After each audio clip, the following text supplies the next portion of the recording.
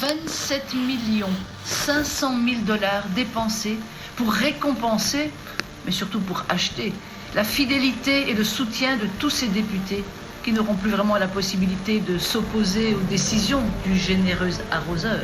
Qui osera refuser ce splendide cadeau là-bas? Qui osera renoncer à ce signe extérieur de réussite sociale et professionnelle au nom de l'équité, de la justice sociale et de l'éthique politique?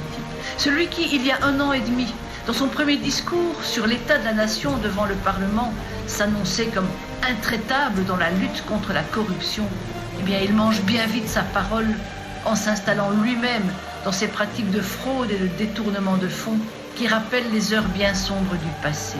Ah, mais il s'agit de rester coûte que coûte au pouvoir. Et ce sont à nouveau les petits qui trinquent.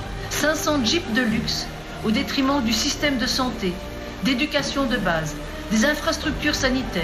Je ne vous parle même pas de la stratégie de vaccination contre le Covid. La RDC a à peine injecté 50 000 doses à sa population de plus de 100 millions d'habitants. Ridicule et scandaleux. Où a-t-il bien pu trouver ces 27 millions de dollars quand le salaire annuel moyen par habitant est de 457 dollars? Comment peut-il espérer être pris au sérieux par la communauté internationale quand il se discrédite dans de telles pratiques, alors que son sous-sol regorge de richesses? La RDC est un des pays les plus pauvres du monde et l'un des plus corrompus. Il occupe la 161e place sur 180 pour le classement des pays les plus corrompus. Quelle honte! Des populations entières ont dû fuir Goma, laisser leurs maisons et leurs maigres biens en raison de l'irruption du volcan Nyiragongo. Et monsieur le président se pavane avec des Rolex et des chaussures à 8 500 € la paire. Ce sont la communauté internationale, les ONG et les citoyens eux-mêmes qui viennent en aide aux sinistrés.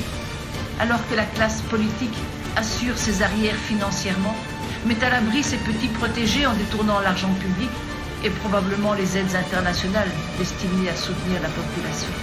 Monsieur Tshisekedi, honte sur vous. Vous disqualifiez l'ensemble de la classe politique africaine. Vous ébranlez encore un peu plus la crédibilité de l'Afrique.